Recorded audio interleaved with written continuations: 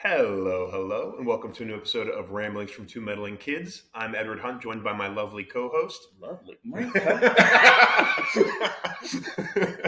And we are the Meddling Kids. I just like to chip them up every now and then. We will discuss this in the car. So, today we will be reviewing Breakfast at Tiffany's. What, this holiday gets you fucked up? For those of you just joining us for the first time, we give a spoiler-free review first. So if you have not seen this movie made in the 60s, don't worry, we will not spoil anything for the first 5-10 minutes. I personally had not seen this movie before last week. Then you can give us a listen, decide whether or not you want to listen to it. Then, hey, feel free. You can head out. Just make sure you come back afterwards, because after these 5-10 minutes, we give you a play-by-play of just what we thought of the movie as we were watching it. Mike, ready to get started? I don't know, I'm so seething about that. I guess I'll put it to the side for now. There you go. I'm ready to start. Spoiler-free review, Mike. What do you got? Breakfast. So the Breakfast Club. Breakfast at Tiffany's, not Breakfast Club. Mm-hmm. Breakfast at Tiffany's stars Audrey Hepburn, and like I was saying, like it's her. And then I was watching Some Like It Hot with Marilyn Monroe, and I realized why these women were like icons in their time, and why like they've been like, you know, it was the 60s and the 50s when they were putting these movies out, but like still to this day, like a lot of women try to emulate them and things like that. And it's because they were just so, I want to say charming. Like obviously they were beautiful. Like that's besides the point, but it was like there was such a charm to them that I don't think like you can replicate. It was just like who they were. And you see a lot of glimpses of Audrey Hepburn's charm in this character, Holly. Absolutely. There's such depth to her character, you know, as well. Like I don't know, maybe it's just written well, it's performed well, but she just does a very good job to make this a 3-dimensional character. It's not just like what you would think. And I still don't know what the fuck a socialite is. Like to this day, they just go to fancy parties. That's really all it is. I guess I didn't watch enough Gossip Girl to understand. But no, Audrey Hepburn was amazing in this. I thought George Papard or whatever. I don't know. I'm not familiar. Paul Varjak. Yes. Character. Yeah. Not familiar with him, but he was great. I think they had great chemistry. The setting was dope. Like so, it was based off of Truman Capote's story. Yeah. Was Truman Capote the director? Or he was just he wrote the book. He was gotcha. Yeah, he was the writer. But isn't this interesting because they changed a lot? I think it was set in Hollywood. That's why like she has a Hollywood agent in the beginning. Because originally that one was set in Hollywood. Okay. Yeah. So I think they tried to keep. But I was like, I love the New York being very much a character in it, kind of like in a Sex and the City, where like because like the opening shot is just like you're looking down. I want to say Fifth Avenue or something like that. And it was just like I remember because I used to live in New York, so it was like I remember why people like kind of fall in love with New York just from a shot. Nothing was happening. It was just like a taxi coming down the street. So like the setting was great.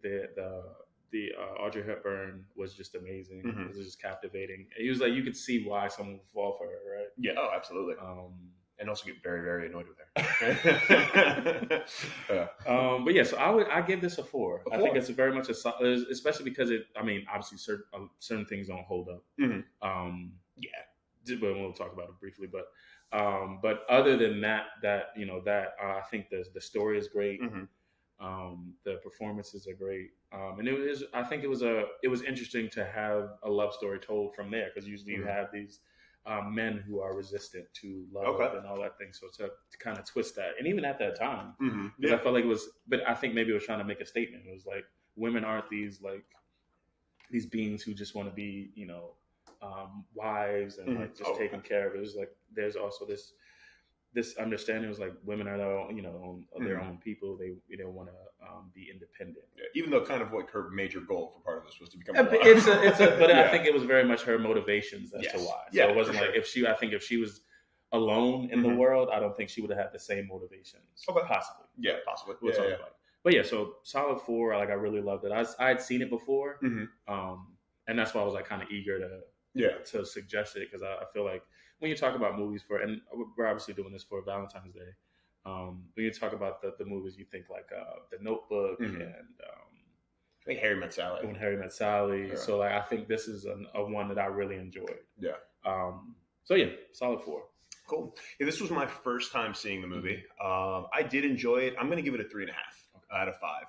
I think I echo a lot of sentiments of Audrey Hepburn was phenomenal in it, and she does just have that charm and that magnitude to her character as an actress, where it's funny because even in the movie, she would enter a room and people would like stop and stare. Yeah. But like you can see that even on camera. That wasn't for the movie. That was just like that's just her. That's just her. Yeah, exactly. Which was really cool. It was a very pretty movie. I say pretty because I think it was shot very well. I think all the actors and actresses in it were very pretty. Like Paul Varjak was the bright blue eyes. You know what I think they did too? But I think they might have put like maybe a filter over a little bit. Because it did give you kind of dreamy in a way. Exactly. I agree. Because it was everyone just, if they had blue eyes, they were just those dreamy blues. And everything was very pretty and well put together.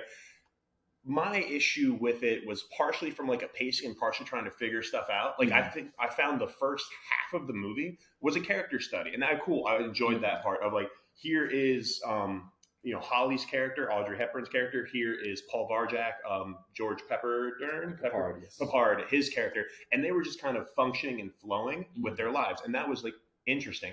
But then all of a sudden they're like, crap, we're an hour in the movie. There's only 50 minutes left. We need to now like start pushing their romance a little bit. Like they had chemistry from the beginning. Yeah. But it was almost like they were both just living their lives. And then it was like, super sped up that second half of the movie to make sure plot point, and end.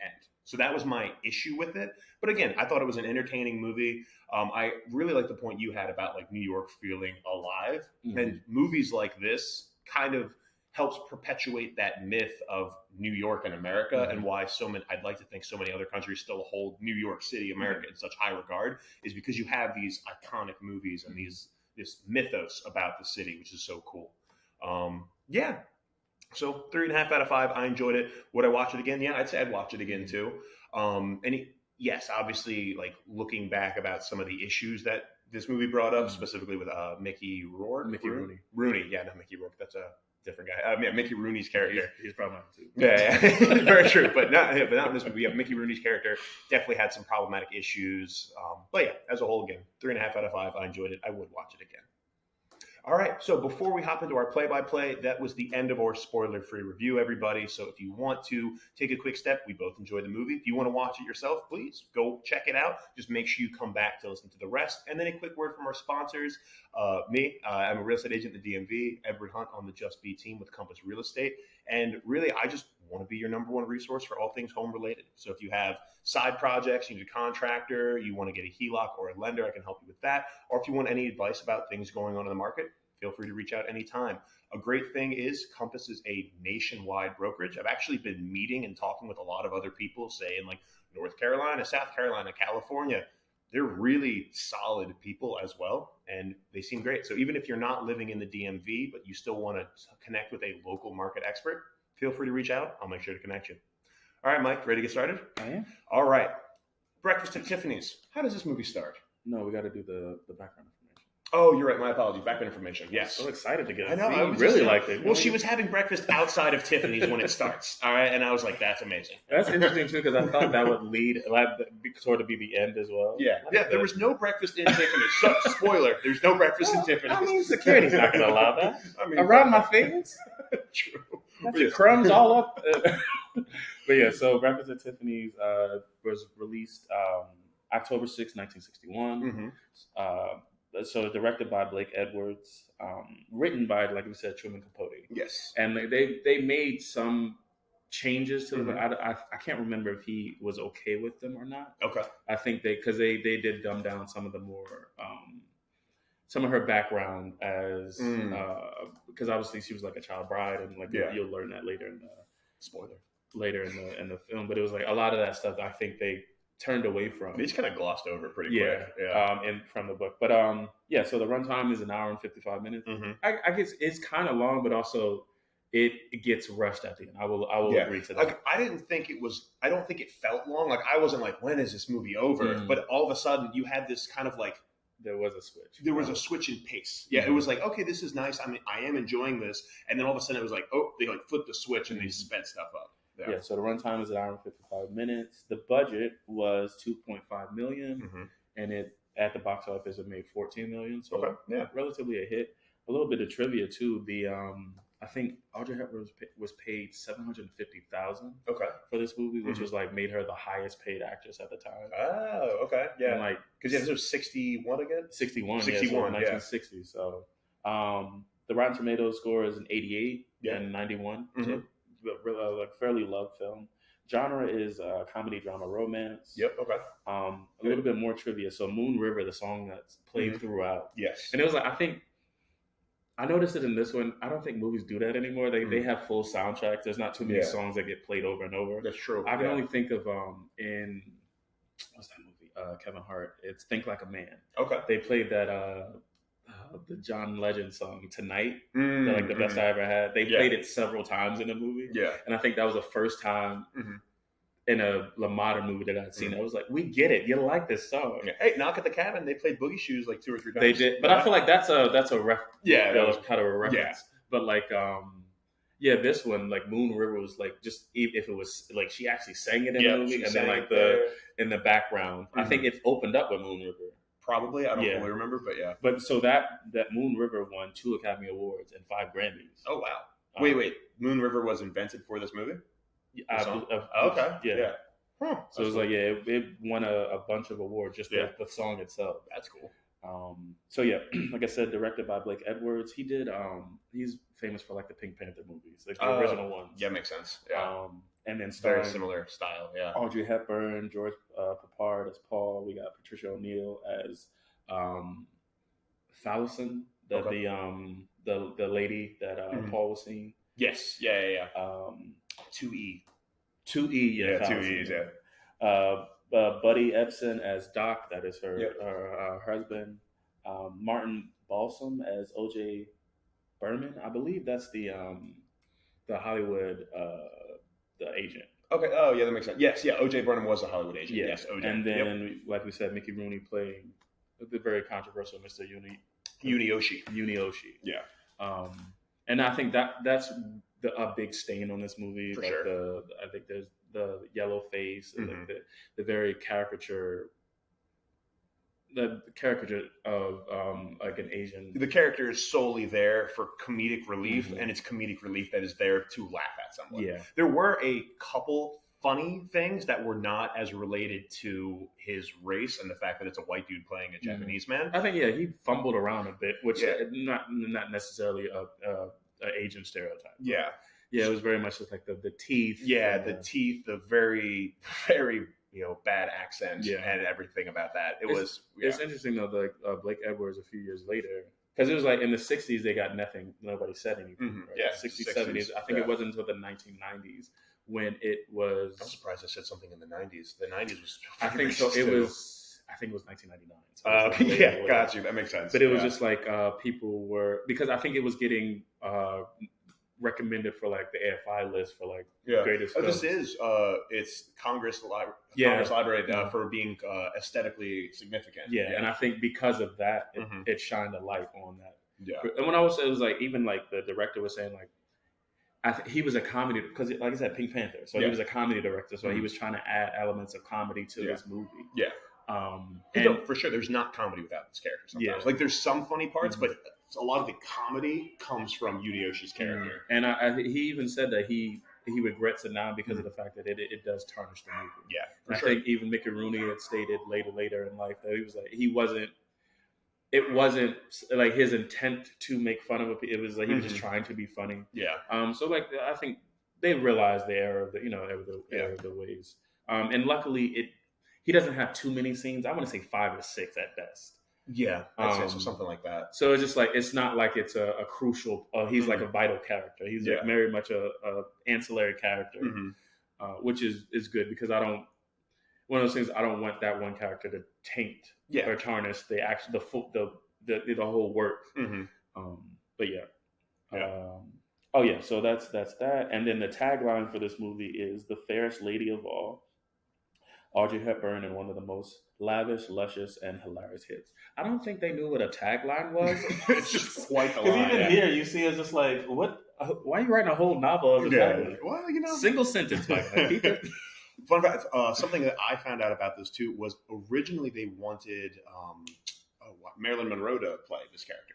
Makes sense. Yeah. Like I said, around it was like 50s and 60s. Like Marilyn Monroe is big. Audrey Hepburn is big. Yeah, because Audrey Hepburn was like a model before this, but I don't think she had been in as much Hollywood. So I think this was one of her like biggest roles she had ever had. Really? I thought she was more of like a former model before this. So she had done Roman Holiday way before this. Gotcha. Yeah. So that was because they mentioned Rome or something like that. And when I was looking at it, I thought maybe it was a link. Okay. But it was like, I think Roman Holiday came out in like 53 or something. Gotcha. Cool. But yeah, so that's all the background that I have. Perfect. Sounds good to me. So instead of breakfast at Tiffany's, we technically start with breakfast outside of Tiffany's. I think it's important to note that. All right, if you're being technical, it wasn't open. But yeah, so opening shot of New York City. It is 1961. We have, like I said, it's an opening shot of Fifth Avenue. It's fairly empty, which I even back then I assumed was a full lie. I've never seen New York empty at all. But you see a taxi driving down the street. It stops outside of Tiffany, the flagship store in New York, and a lavishly dressed woman gets out, and she kind of goes up to a window, stares at a dress and like some jewelry, and pulls out coffee and a croissant from her bag. That might have been more of like a twist than a croissant, but all right. But yeah. Another thing, call me lovely, correcting it, not me not knowing bread. I know my breakfast bread. But yeah, so we learn later that this is Holly, the main cat, Audrey Hepburn. So she's having breakfast outside of Tiffany's. I think it's important. And then she walks to her apartment, and she's forgotten her key, which is a big thing about her character. Like she's very forgetful. Like I kind of just like lives life and like really doesn't. That's her thing. She's very free spirited, very much like she flows along, and she kind of figures things out as it comes along to her. But yeah. And then, so she gets to her apartment. She rings the bell of her upstairs neighbor because like she doesn't have a key to the actual front door. And this is your first, the first scene with Mr. Yunioshi. Yunioshi. Yeah. And he's very like. It's a caricature. Very much a caricature of Japanese. Very animated. Yeah. And he's frustrated with her for waking him up. And then also there's a man waiting for her outside the apartment. So he follows her to her door, and he's saying like, I think she had left him somewhere, like they had been on a date. Yeah, they went for a date. He gave her $50 for the powder room, which I totally did not understand. I didn't. Yeah, it was like I get it. They kept saying. Yeah, it was something they kept saying. So $50 for the powder room happens a lot in this movie. I think it's because in like fancy events and restaurants, there would be an attendant for the powder room. So then it would be what she would be is she was a date for these men. So also there's a lot of controversy on like, was she a hooker or a prostitute? Was she not? No, I don't think so. I didn't think so either. She is a socialite who is known far and wide for being very graceful, very friendly, and a lot of men desire her or want, her to be theirs, very possessive wise. So they would take her and friends out to dinner. Then when she goes to the powder room, it was, here's $50 for the powder room to like tip the attendant. So they'd pay for her dinner, and then for the evening, it was kind of, here's $50 for the evening of hanging out with me. But the guy clearly is trying to get a little more from all that. And so like she, I think Mr. Yunioshi. Sorry. Yeah, no worries. He, I guess, helps her in a way because he was like, I'm going to call the police. Yeah. And so the guy leaves. Yeah. Holly goes to the apartment, goes to bed, and you kind of see. Well, how does she placate Mr. Yunioshi? Oh, she said that she would take those photos. Yeah, so sure. he's a photographer. Yeah. He's a photographer. I think you did see, that was another one of the quote unquote funny bits where he like, he's fumbling around after he's woken up, and he like flashes this big camera in his face. So he's a photographer, and as a way for her to be like, it's okay that I keep waking you up like this. You can take those photos of me, Mr. Yunioshi. And he's like, oh, when? And then she's like, sometime, and then just walks away. So she knows she's a very attractive woman, and she does use that to help with these situations. And so she goes to sleep, and then we see Paul arriving in a taxi. And he rings her bell because he has a key to his apartment, but not the front door. Yes. And so Holly wakes up.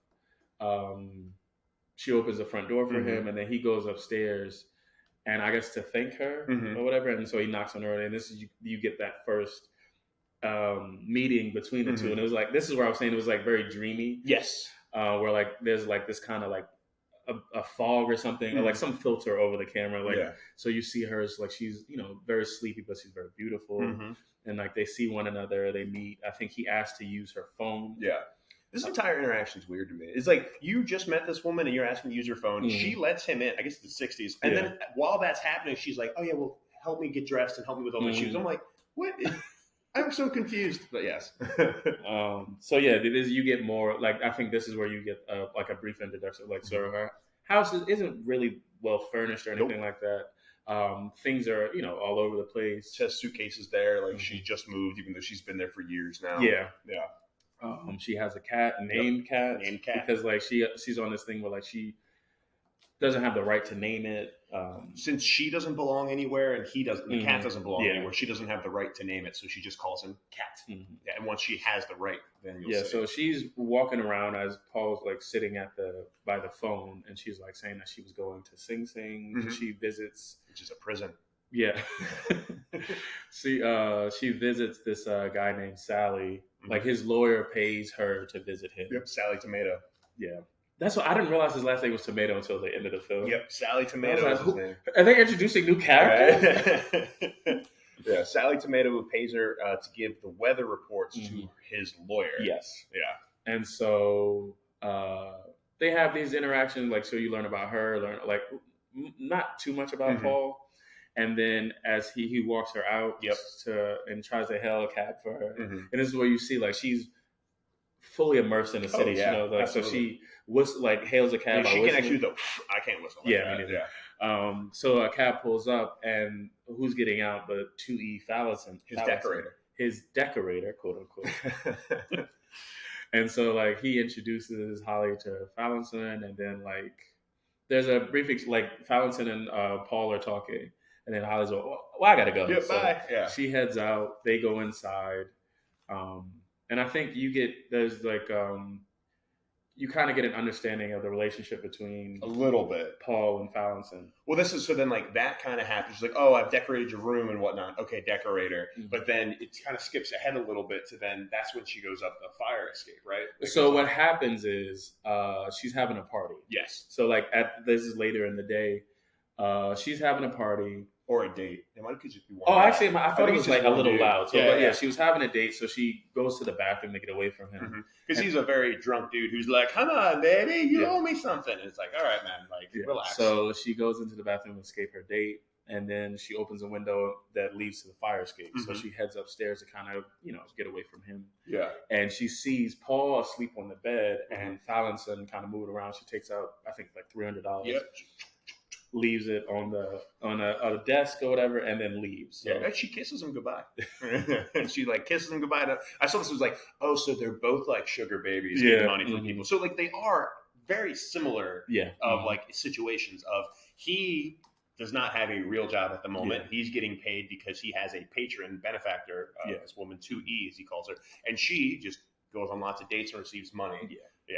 And so Holly watches this, and then when Valentine leaves, she opens a window. And I was like, all right, God, Jesus Christ. It's very bold. Breaking and entering? Well, they can be pals now, apparently.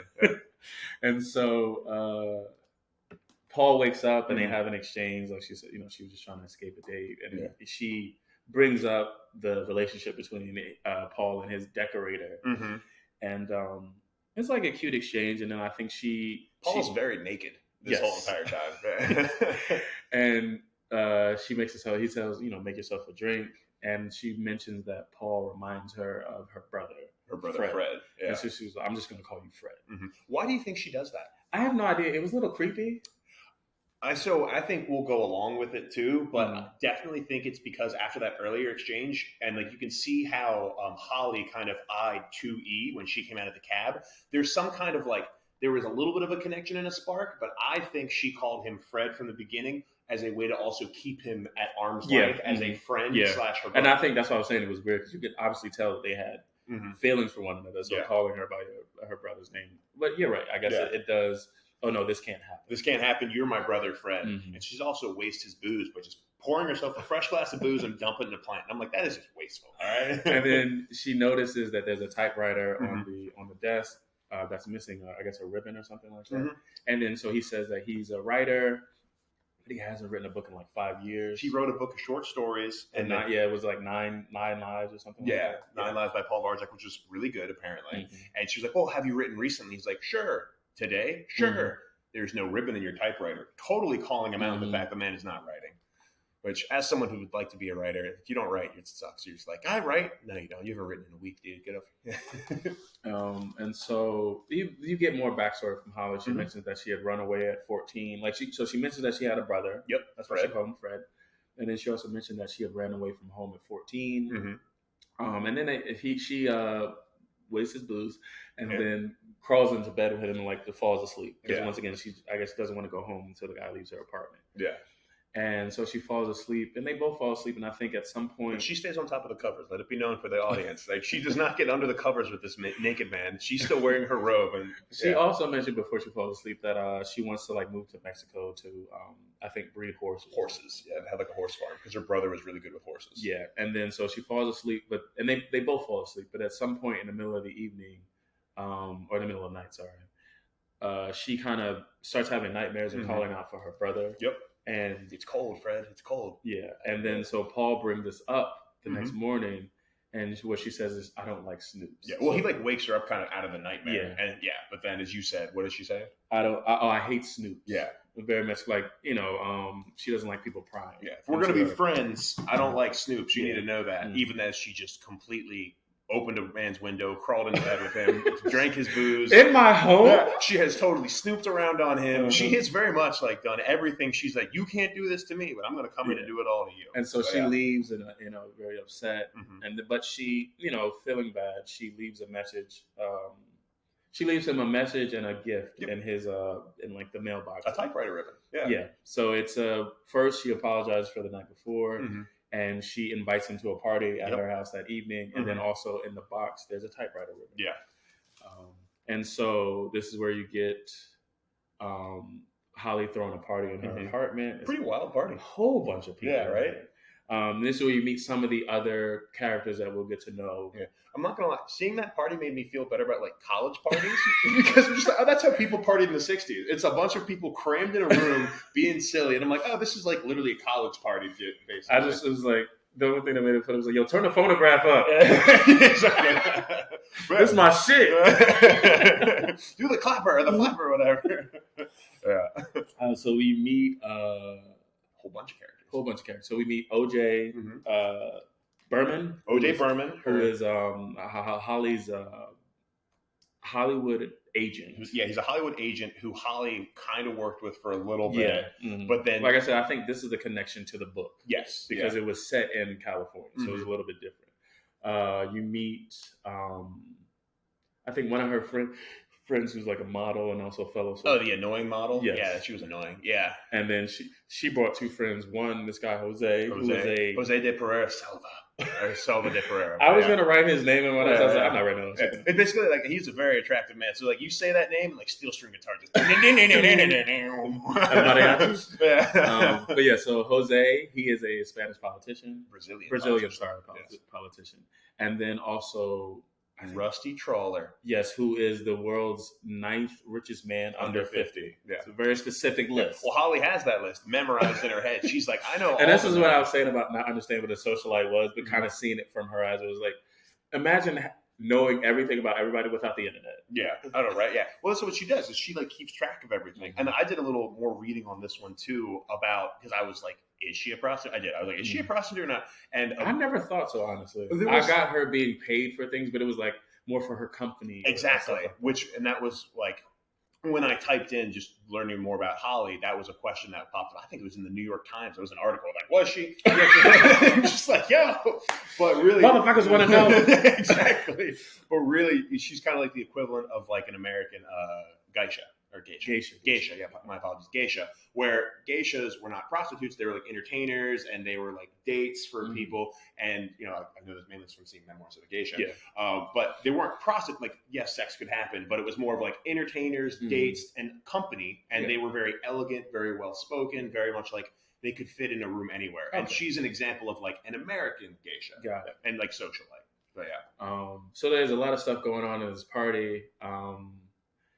And you get another scene, I think, when Mr. Yoniyoshi. Yeah. I would get his name right, I swear. Yeah. Luckily, he only has a few.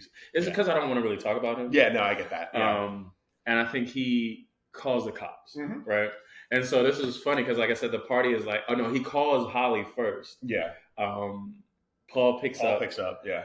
And so he goes to the window and he sees the cops arriving. Yeah. Well, this was one part where I do think even if he wasn't such a character, it'd be funny. I think that was around. He's like, I'm going to call the cops, the Department of Public Health, or something. Like that was a funny line. Like that in general. Like if any overbearing landlord delivers that line, it would be funny. That's why I even remember it in House Party, like the next door neighbors. Was like, what the hell is going on here? Yeah, exactly. Like there's some funny parts without him being like Anyway, it was a very offensive character, but there was some glimpses of like, okay, but that's But yeah, so the cops arrive, and it was so funny because Paul's looking out the window as the cops arrive, and as the cops are arriving, Holly's already walking out with Rusty Charlotte. Because once again, ninth richest man. She's trying to get married to the ninth richest man in America, and she's very much like, oh yeah, they are partying something. It's ridiculous up there. I was like, Holly, you bitch. Yeah. And so like.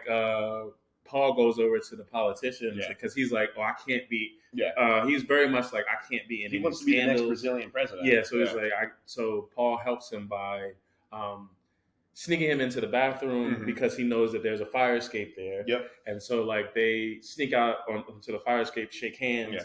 Yeah. The politician goes downstairs. Paul goes up to his apartment. Well, very funny. When they rip it open, there's OJ, the OJ Berman, OG Berman, the Hollywood agent. And he's like making out with this other girl. Because it was like that's how you met him. He was like trying to talk to this lady. Yeah, and it looked like it was going terribly, but apparently it wasn't. But then I just thought it was funny. I laughed when he was like, "What the heck was that?" He was like, "Jewel thieves." And he just keeps going. I'm like, "What?" Like I thought that was very funny. There is some good comedic elements there. Yeah. So I think the next scene you see is both Paul and Holly at Sing Sing visiting Sally. Yeah. Tomato. Which what a move to like take this dude that you're like just kind of friends with to meet this potential criminal. It was like, "Are you going where?" Nah, I'll meet you after. Yeah, no, I'm like, what? And Paul's like, "Yeah, sure, I'll go." Like I can be incriminated like this. Question though, do you think she knows what she's actually doing? I don't think so. I think she does.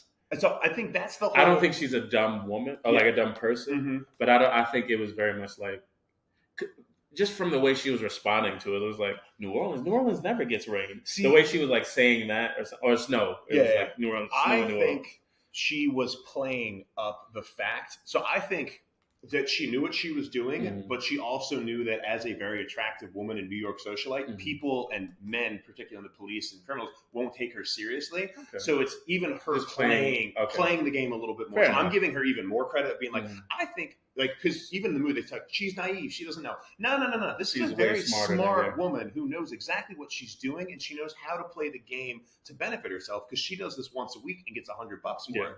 So, but she can say, "What, snow in New Orleans? That makes no sense." Hee, and keep moving. But she knows. Got it. Yeah. Okay.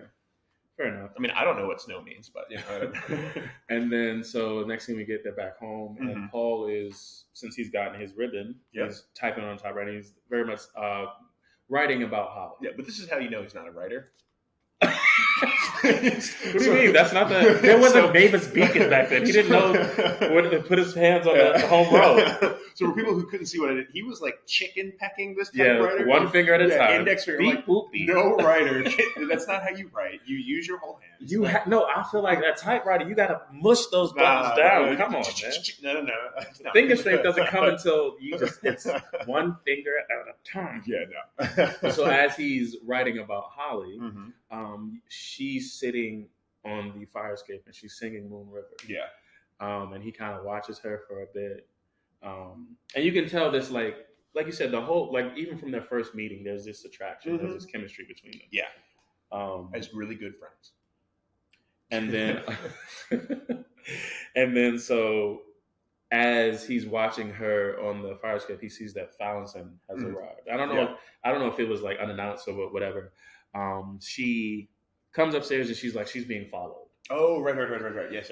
Yeah. And so, and this is what pissed me off. It was just like, they look out the window and see a guy. It was like, bro, maybe sneak and look out the window. Like, he was not. Yeah, exactly. Well, no one's sneaky at all in this. Oh, sorry, just because to go back. Yeah, because Followme 2E, at one point in time, she was like, she called Paul and was like, Yes. "My husband's home, the beast. How are you doing, girl?" Very much like, your husband's in the room with you, lady. And well, like, just his hands. He was making a drink. Yeah, it's just his hands in his drink. But yeah, like she just totally called Paul and was like, "Hey, so I can't meet you tonight, honey." Talking, but like to like the girls. So like, you have fun with the girls without me. Click. And I'm like, okay, that was sketchy. Yeah. Like, honestly, my dumbass, I was just like, does she not know she's talking to Paul? Yeah.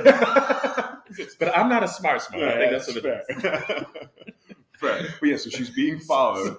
So Paul, trying to be proactive about it, he was like, I'm going to handle this. So he walks out of the apartment and he stops, takes a cigarette, kind of sees the guy but doesn't really acknowledge him and just starts walking. So he walks to the park. I assume Central Park or something like that. Yeah, one of those New York parks. Yeah, and so he just walks around the park for a bit, and then he sits on a park bench and he notices that the guy is still following. Yeah, the entire time. The guy is not being sneaky at all. I don't understand, but eventually the guy comes and sits next to him. Yes, and then we get introduced. This is Doc. I don't know his last name. No, it's Golightly.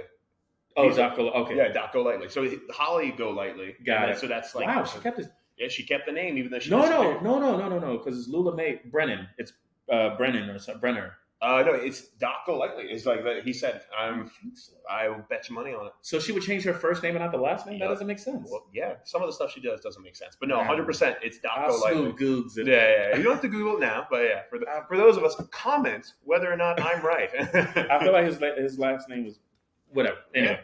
We just put $20 on it. All right, next video, make sure you check in, and then we'll see who gets the $20. So Doc comes and he says that he is because Paul initially thinks that Doc is 2E's husband. Yep, or like a private investigator for 2E. He was like, I don't know what the fuck that is. Mm-hmm. He says, no, I am, and then he thinks that maybe Doc is Holly's brother. He was like, no, I'm her father. Father. Yeah. And he was like, the no. man is old. Yeah. He was like, no, I'm her husband. Yeah. And then her name is Lula May. Lula May. Yeah. He's from Texas. He's a horse farmer down in Texas. Mm-hmm. And this is where you get that her kind of wanting to be, around horses that she mentioned that earlier. And like her brother was really good with horses because of working on his farm. He says that she had they had married at he had married her at like 14. When she was 14. And it was like, this is where you get that connection. Oh, she ran away at 14 makes sense. But she married him because she needed a place to stay, and like her brother needed like someone to take care of him, so that she married. Because he was like, "Yeah, her brother's big, but not that smart." Yeah, exactly. Yeah, and sorry, no worries. But yeah, so it's just this whole like she was she was a child bride. Yeah, I don't know. Was that like legal in Texas in the 60s? Or I guess the 50s or 40s technically. But so Doc has arrived because of the fact that Fred, Holly's brother, is getting out of the army. Yep. And like, so she needs to come home. Yeah. Because if she doesn't come home, then he's not going to let Fred stay. Mm-hmm. And I think he's using Fred to get Holly back. Yeah, he is using Fred to get Holly back, but you can also say that Holly used him as a way to take care. Holly used him and getting married to him as a way to take care of her and her brother of those years going up. So you can kind of see as well with this, I thought, is Holly kind of has a history of she knows she's attractive. She knows she's very... She's utilizing her... She's utilizing her skills, talents, God-given gifts, I guess, to like make sure she can take care of her and herself and her family. Paul, you can definitely see he's dejected at this point. Oh, yeah. Because he's falling for her. Oh, yeah. And so he takes, because like Doc is just asking for a friend. And he's like, can you just tell her, try to get her to come back home with me. And just quick thing before we jump to it, like he has a box of Cracker Jacks. Yeah. And Doc lets Paul have it or whatever. And like there's a prize in it, which is a ring. Yep. Back when Cracker Jacks had good prizes. Yeah. I will say, when I was a kid... None of the sticker of fake tattoo shit. You know what? When I was a kid, I got a box of Cracker Jacks. They had a fake tattoo of a squirrel. It's always a tattoo. That was cool. All right. Other than that, that was the only time I've ever had good Cracker Jack gifts. But yeah, so Paul takes Doc to see Holly. And I was surprised, too. Paul knocks on the door, and she's like... she thinks that he says that somebody's here to see you, and she assumes that it's Fred. Yeah, and it's Doc, and I thought that she would. Well, it's because she said Lula May. So when he says she was her like, name, "I'm sorry, I need to go. Let's get a drink tomorrow or something." And he's like, "Whatever you say, Lula May." And then it was like, "How do you know this? Is Fred here?" Nah. Yeah. So, and I assume that when she saw Doc, being that she ran away, that she would be kind of like, "Oh shit, it's him." But she played it really cool. Or maybe I think it's me not giving her enough credit for being very smart and very calculated. I think that whole entire dynamic is very interesting because let's say first and foremost, a grown man should not marry a 14-year-old. That's bad. Yeah, that's fair.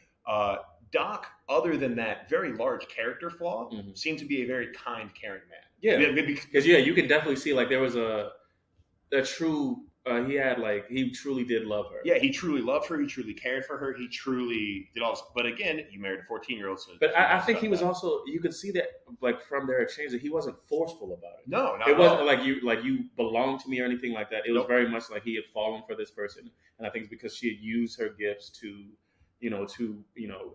get what she needed. So it was like, like I said, that's why it was interesting when they had their first meeting after X amount of time. I don't know how old Holly is.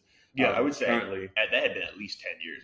But it was just like it wasn't I had run away from home. Yeah. And like to avoid this marriage, it's very much like she had done what she needed to do for Fred, so she got out of there. And even like how he wasn't like forceful to bring her home, he was like trying to manipulate her using her brother, but it wasn't either you come home or else type of thing. It was like I'm not going to take care of your brother. So it's like you're right. Obviously, marrying a 14-year-old is bad, but I don't think it was as in some predatory thing. Yeah, it wasn't like as creepy and predatory and awful as it could have potentially been. But they have. There's some weird stuff in old movies, man. It's kind of shady. I'm like, I don't fully know the right way to discuss it, so apologies ahead of time if any of that was. But so Holly asked Paul to see them off because she basically tells Doc that she's going to go home with him. Yeah, I'll go back to Texas with him. And she asked Paul to see them off because she's not going to go. She told Doc that she was, but she knows she's not. Yeah, she just wants to get him out of there. And so when they get to the bus station, she very much says, "I'm not going to go with you. I'm not Lula May anymore." Yeah. And like I said, his heart is broken, but he just accepts it. Exactly. Yeah. He gets on the bus. And he just leaves. Yeah, and he's like literally exactly. His response is not anger. It's not to grab her. It's not to be upset. It's just I am now heartbroken, but I can accept that how it is. And then he literally looks at Paul and says, "Hey, make sure they feed her up here. She's too skinny." Because like he's worried that she's too skinny. Yeah. So even with all of that, he's very sad, but he goes along his way. And okay, like as ways for things to end, especially in a movie from the 60s at this time, I'm like, I could have definitely seen a different reaction, and it was not. So she said something interesting here, like to Doc, she says it's a mistake to love a wild thing. Yes. I think that's what she sees her as, like talking about horses, and I think that's what's interesting, right? Like people that work on farms and stuff like that, you do have to kind of tame a horse. Yeah. But it was like she sees herself as something that can't be tamed. Exactly. Can't be claimed. That's her thing. She sees herself as this wild thing, and she's telling him, "It's like you need to stop falling in love with wild things. I'm a wild thing. You can't tame me." But again, I think part of that with her is she's a wild thing, but she also treats herself that way, so that way she doesn't let herself get close to other people as well. And also another thing she mentions was like, because she mentioned her link to Tiffanys, right? Yes. Early on in the film. And the link to Tiffany's is Tiffany's paid the movie a lot of money for advertising. But she said like she'll go there when she's having the mean reds. Yes. And it's never really explained what the mean reds means. Just Tiffany is like her place of it. Like nothing bad can happen at Tiffany's, she says. So that's where she goes when she's having the mean reds. And she explains that the mean reds is her connection to her link to Lula May. So whenever she's feeling like her old self, she kind of goes to Tiffany's to kind of reset. Yeah. Because the mean reds are when she's also very sad and depressed, but it's not like the blues. Yeah, so it's not the blues because blues are sad. Yeah. And I think, thanks for Yep, absolutely. So they go for a drink because like obviously the exchange that they've had, she wants a drink. Yeah. They go to, I think it's like a burlesque club or like a strip. It's a strip club in the 60s because they got fully naked. Because a burlesque club, they don't get fully naked, I don't think, normally. And then she mentions like, "Don't take me home until I'm drunk." Yeah. She truly just wants to forget Lula May. Yeah. But taking a pause, this is also where you get that super iconic scene of Audrey Hepburn with she has her sunglasses and a cigarette, and she's like, "Whoa!" And because the lady, because the lady actually like took off her top at that point. So again, and we're talking about more of the ideas behind movies, but throughout this entire movie up to this point, you get all these iconic, amazing scenes of Audrey Hepburn just being a super wonderful actress and woman with this. I'm like that. Yeah, the wide-eyed sunglasses, because I'd never seen the movie, but I'd seen that scene. I was like, oh, that's the movie. That's the scene. Mm-hmm. That's where she does the thing. And I was like, okay, that was a cool connection. So she's drunk and like she's kind of ranting about, and one thing she was saying was like she's no longer going to be playing the field. Yeah. Like she's going to find somebody basically to take care of her. Mm-hmm. Which on the side of the, I mean, for this entire thing is with her interaction, she's called men and the guy she's trying to go on dates rats, or like rats or super rats, like this entire time. Mm-hmm. And part of me wonders, I'm like, but you're also not giving them a full chance, or like, because don't get me wrong, I'm sure there are. I think they just have I think they have a purpose, and that purpose is funding what she needs. Because it's like basically the reason why she says she's not playing the field anymore because Doc was trying to manipulate her. So basically, she knows now that Fred can't, when he gets out of the army, he can't go back to Texas. So now she needs to find a rich dude. Start making money now because she's been saving and it's never enough. Yeah, but she needs to find the money for them. Yeah. For Fred to come stay with her. This is the one part of her that does kind of have that like naive sense with her. She's a very smart woman in a lot of ways, but then she's like, I get all this money and I never save. And I think so. That's why I was like, maybe she's not as smart as not as smart. Sorry, that is disrespectful. I think she is not as calculating as you would. It's when she's talking about the weather and stuff like that. She wants to have that lavish lifestyle, and that's because she wants that lavish lifestyle. She keeps spending. She doesn't save anything. And because if she goes on, like she said, 26 dates in 2 months is what she said. And if each date's giving her at least $50 for the powder room, well then, okay. She should have way more saved. You should have way more saved. That's at least like $1,000, like $1,100. Yeah. But she got $9 in the bank account. So what she said was that she's going to not play the field anymore. She's going to go after Rusty. Mm-hmm. And so then that big fight. Then after the strip club, he takes her back to the apartment, and they have this exchange where like I think Paul is trying to tell her how he feels, and she wants to have another drink at the house. She doesn't have anything, so she's like, go upstairs and get whiskey. Go upstairs and get whiskey. She was like, I'll pay for it. Yeah. And he's like, I don't think you should be drinking anymore. And she has this thing where she was like, I'll pay for it. And she goes to give him the money. She says, you should be used to taking money from women by now. Yeah. And it was like, that really kind of, you could tell. Of course. That hits. And I think that's what you were saying. It was like, we're both one and the same. They're both utilizing the opposite sex to like fun lifestyles and do their thing. And like, she's super hypocritical with us in my, and like she says it because she knows it's going to hurt him, because again with that she's trying to push him away because he's showing that he cares and he's showing that he wants to be there for her. And then she also mentioned something, I'd marry you for your money. That's how so it's like they were like, I'd marry you for your money. Oh, I'd marry you for your money. She's like, well, good thing neither of us are rich. So it's that conversation of, if we had ways to fund our lifestyles, we could be together. But since neither of us have a job, so you're not marrying for love. Basically. Yeah, you're not marrying for love. Yeah. It's very much like, and that's how Holly sees all these relationships. Is just a way for her to be able to fund her lifestyle in a positive way for her family, but still also fund her lifestyle. And so I think some time passes, and you find that Paul has sold the story. Yes. And so he goes to, even though they had a fight, and it was like, I think I appreciated that too. It was like, maybe they didn't explain enough how much time has elapsed often. So this is when that switch happens with all of a sudden that I'm talking about. Yeah, and then it's more rapid. Because it was just like, I didn't know how much time had happened between her getting drunk and I bet it was at least a week or two. Okay. Yeah. So Paul has told the story, and even though they had that fight, he still goes to her to celebrate. Yes. And so this is kind of their first date in a way, where like they go out and explore New York City. Mm-hmm. And it was just like, each one of us is going to do things we haven't done in the city. Yeah. So they start.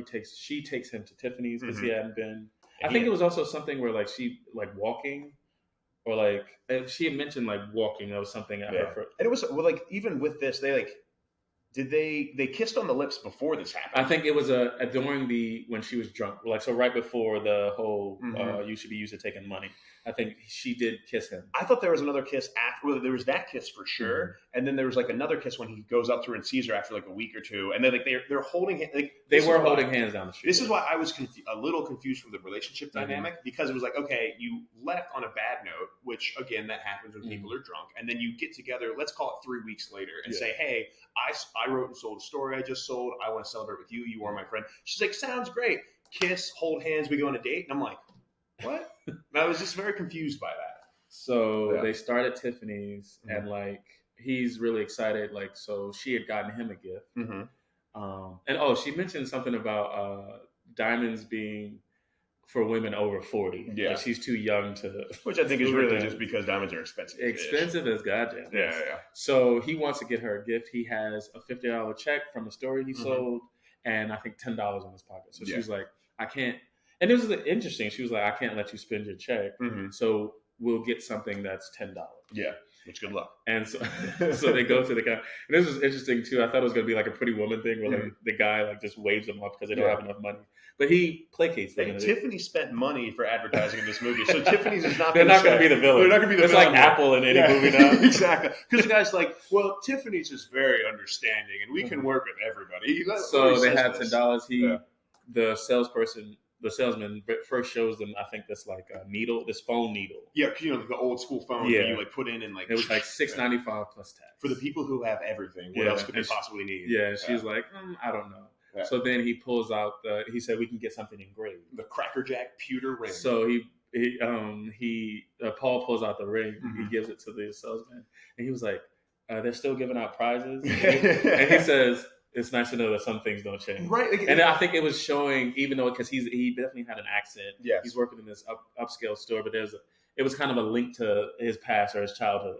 And I'm like, I thought that was interesting. I liked it a lot because this entire interaction, you think exactly Pretty Woman style, it's going to be him being like, get the F out very of my store. Oh, God, I hate you. But literally, even when he said, they still give out prizes in Cracker Jack boxes in his accent. And I'm like, okay, I was like, oh, he's going to lay into him now. And he's like, that's nice. I like that. And I was like, this is the friendliest man ever. Like, So Holly whispers what she wants engraved. They leave. I think it's Paul's turn now. So he takes her to the public library. Yes. And show off his book. There he shows off his book. And it was just like, it pissed me off because it was just like, they're in the library. Audrey Hepburn does not know how to whisper. No, no, not at all. And the librarian is like, shh. And she took no heed to it at all. And she didn't get louder. She just kept the same. And then Paul signs his book. And the lady's like, what the fuck are you doing? How dare you? You come in here. You're hollering for some reason. So he autographs the book. And then they go to I think they call it like a 9 and dime store or something. Or 5 and dime. 5 and dime, yeah. Yes. Nickel and dime store. So like, very cheap store, little knickknacks because Paul had never stolen anything. So they walk in and it's very much like very suspicious the whole whole time. The entire time. They're so suspicious. I'm like, why did they not kick these people out? And so like they walk around the store and it's like very like it's flirty, it's very romantic the first date, and they steal 2 masks of a dog and a cat. It was funny. Like they tried to steal a fishbowl at one point. I was like, it was fishing.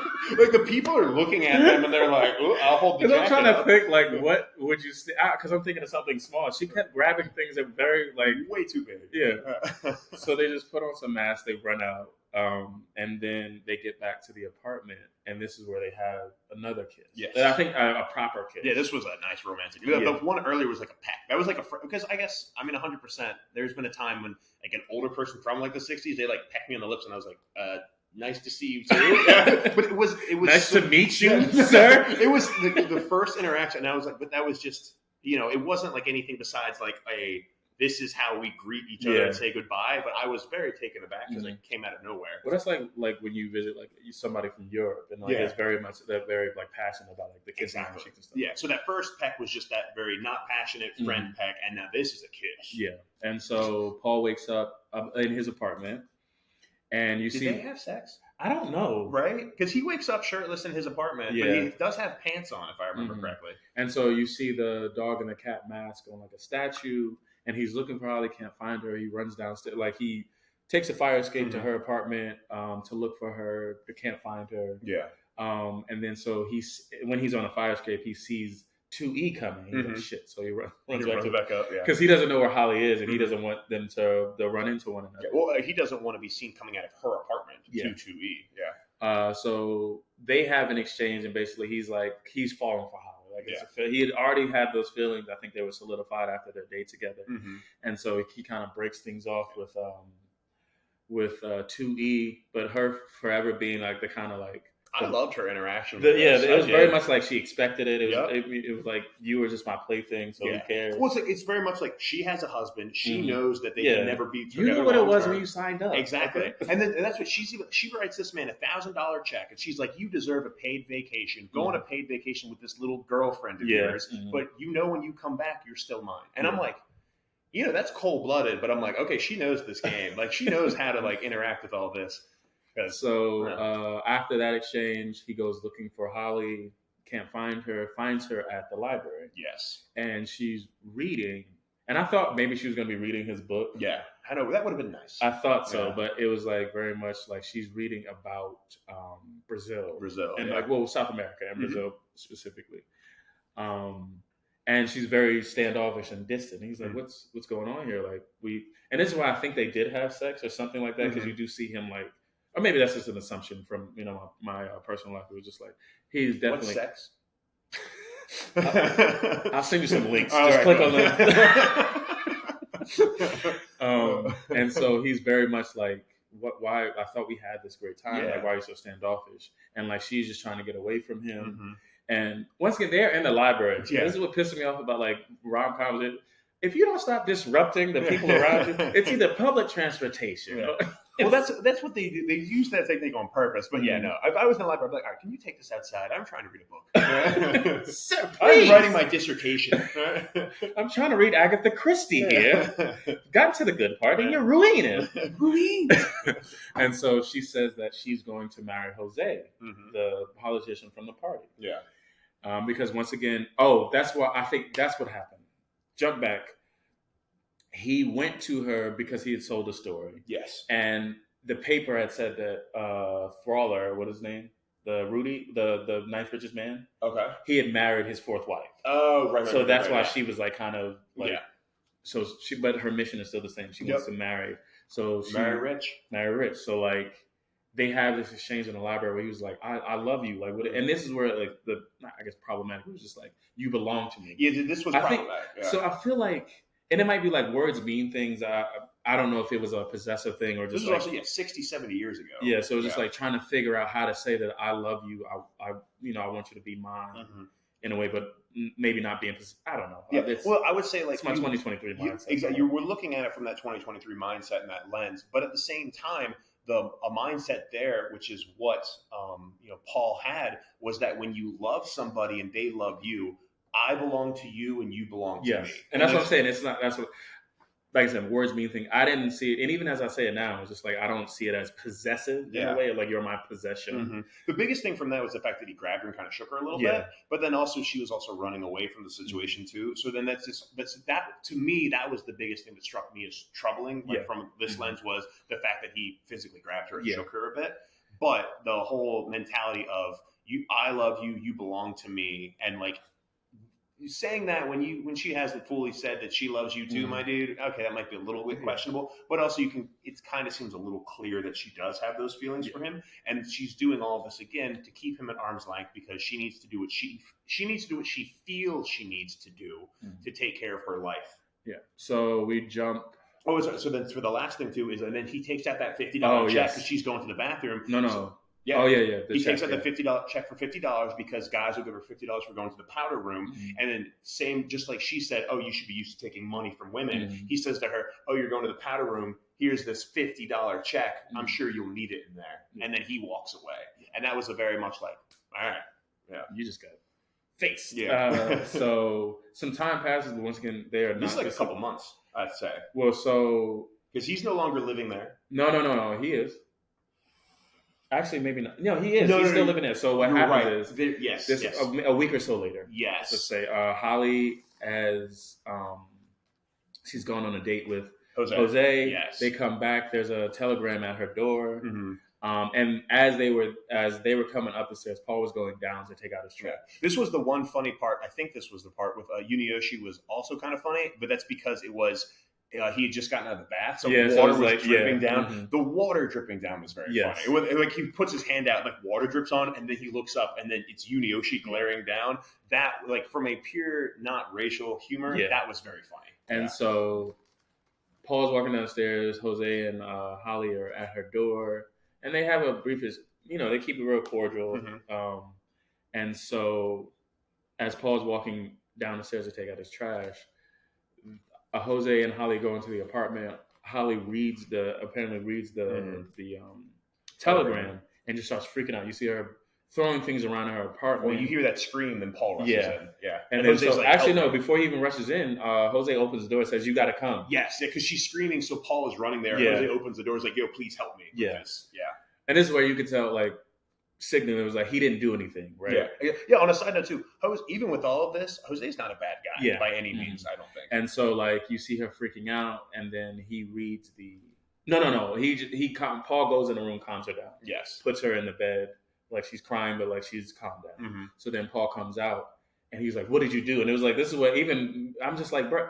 If he would have done something, he wouldn't have told you to like come through. Like, exactly. There is gaslighting. Certain dudes are assholes, but it was like, no. If I would have like done something to this, I'm not gonna invite some, But anyway, so Paul, being defensive, was like, "What did you do?" He was like, "Nothing." Like, she read the telegram, and then she started freaking out. Mm-hmm. So Paul reads the telegram, and it says that Fred has died in a Jeep accident. Yeah. In Kansas. Kansas. Like what? Yeah. I assume he was back home at a base or something. Yeah, exactly. Yeah. And so, like, he was like, you should go in there and deal with that. Yeah, because Paul's like, you need to help her. Mm-hmm. I tried. I can't. Yeah. And then he leaves.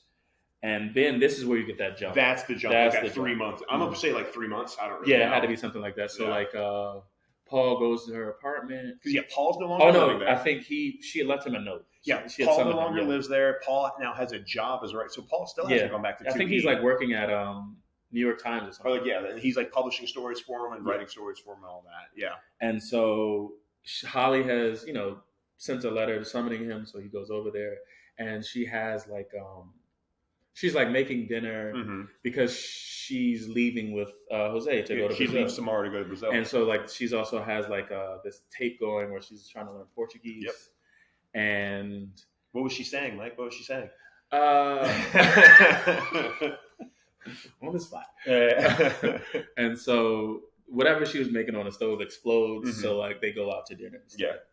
And I think they're walking around the city, and it's sad. It's awkward. This is where I'm saying it was just like this, where New York is very much a part of everything that they do.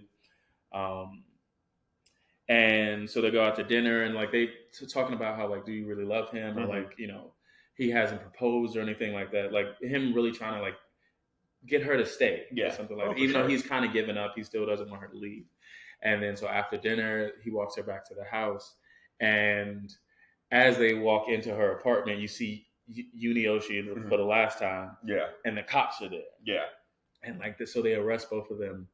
And you find out it's because of her relationship with Sally Tomato. Mm-hmm. Yeah. And so like they go to the police station, and like she's just taking photos, like really not caring. Yeah, she's like, whatever, because in her mind she did nothing wrong. She's just giving him the like. I still think she's playing the game, but this I think because of her irresponsibility with money, that's why I don't think so. Fair, yeah.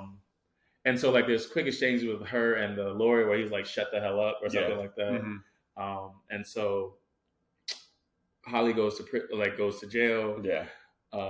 Paul calls OJ Berman. Yeah. This did seem random, and I think in the book it would have made a lot more sense because they would have been in Hollywood. Mm-hmm. Paul calling OJ, who he met once at a party in New York, to help bail out Holly makes no sense. It also, to me, didn't make sense why he even bothered to bail out Holly. Yeah, because I thought if he was her lawyer, maybe. Exactly. But he was like, he tried to get her apart, but that's it. Mm-hmm. And like she didn't even do anything really with him otherwise. And so Berman says, "Oh, it's all figured out. I have an associate. I got bail, do whatever. In New York. So what you need to do is bail her out, take her to a hotel to get her off the she can't go to the apartment to avoid the newspapers and stuff like that." And so that's what Paul does. Mm-hmm. He gathers some of her things, gathers her cat, picks her up from jail. Mm-hmm. And so he tells the taxi driver, "Go to such and such hotel." Yeah. And but Holly, ever the focus, is like, "What time is it?" And it was like maybe sometime before 11, and she was like, "Oh no, go to some airport." Yeah, the airport. I can still make my flight. Yeah, she's still trying to make her flight to Brazil. Yeah. Mm-hmm. But I think also what happens is Jose left her a note. Yeah, Jose left her a note. So when Paul went and gathered up all her stuff, he also got the note from Jose's cousin, and he was like, "I don't know if you should do that. Here's the note from Jose." And the note says, because Jose, for the entire movie, he has a political career. He's very much like I cannot be involved in any scandal. Exactly. And it's Jose is like, I'm so sorry, but because of this and the scandal around you, I cannot get married to you. You can't be my woman, is what he says in the note. And so Holly takes it, but she was like, I still want to go to Brazil. Because she's still trying to run away. Yeah, she was like, I'll find like the richest men in like Brazil. Yeah, she said, the favor you can do to me right now is not Google. The 50th. Yeah, look up the 50 richest men in Brazil and send that to me in Brazil, and I'll be okay. Yeah, so she's still focused on getting. And meanwhile, Paul's like, "Girl, I love you. I want to make this work. Like, we can still be together. I love you. All of this." And then she mentions that she's not going to let anyone put her in a cage. Yes. Back to this kind of this wild thing. She was only her proximity to men or her relationship with men was very much a financial thing. It wasn't for love, but like she doesn't need that. Like she doesn't, she feels well, like that's what she's convinced herself of. Yes. Yeah. And so like first, like she doesn't want to be put in a cage, so she lets Kat out of it. Felicia was livid. My wife.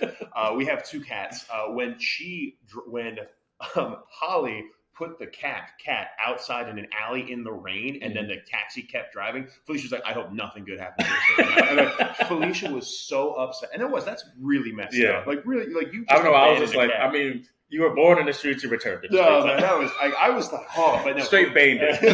Felicia was livid, and so they go down a little bit more. They go down a little bit further, and Paul, I think he's had enough. He asked to be let out, and he was just like, he calls her a coward and a chicken. Yes, saying that's what she is. Yeah, she's kind of running away.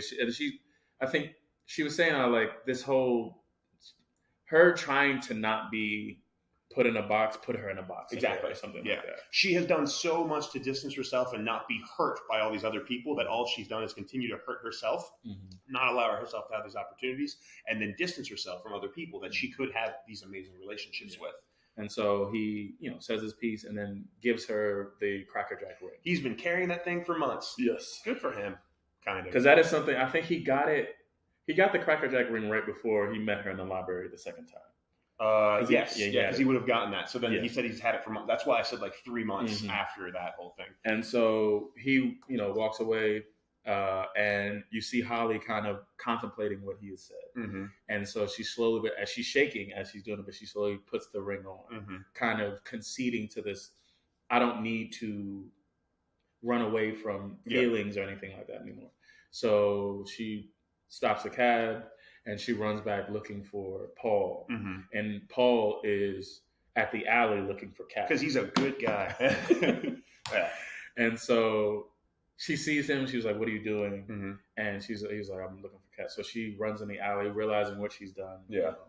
And you don't think she's going to find it, but eventually she does find Kat. And I feel like for me, I was just like, you don't have enough clothing to warm this cat in the rain. So she like gently puts the jacket over like part of the cat. Yeah. And then so like she goes back to Paul and they embrace. And it was like, I kind of her like turning over, like giving up this.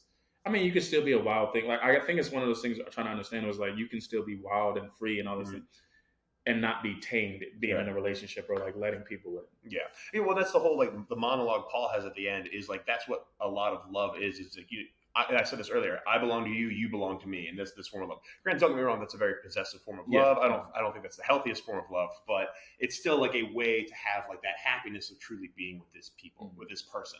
And then that's the end of the movie. Yeah. I would like to think there's an after credit scene like the Avengers, the original one. You know where they're eating shawarma? Nick Fury's just like, so you don't like love, huh? No.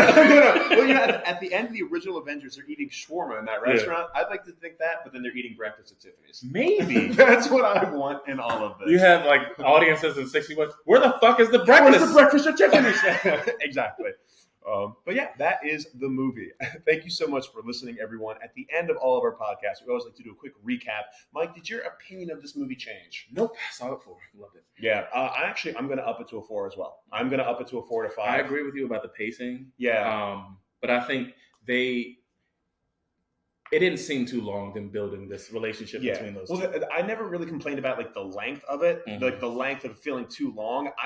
My complaint was that second half switch where stuff starts moving really, really fast, and I'm just like, at times it felt like just a whirlwind to try and keep up with. But honestly, from you and I talking about it and thinking about it more, I'm like, no, this is a solid movie. It's even 3.5. Don't get me wrong, 3.5 is a solid movie anyway. But I'm gonna up it to a 4 out of 5 as well, because I do think I enjoyed it even more. And there are a lot of really touching moments and like things, if you reflect upon it, where it even like looks more into relationship dynamic too, which I like. So yeah, 4 out of 5. But again, thank you so much for listening, everyone. If you'd like to reach out to us, comment, let us know what you thought about this. If you have any videos or movies you want us to watch, you can reach us at Gmail at 2meddlingkids@gmail.com, or on Twitter or Instagram at 2meddlingkids. Mike, how can they reach you? Days from Legendary on Instagram. Cool. And if you'd like to reach out to me, I am EdHunt77 on Twitter and Instagram. We'll see you soon, everybody.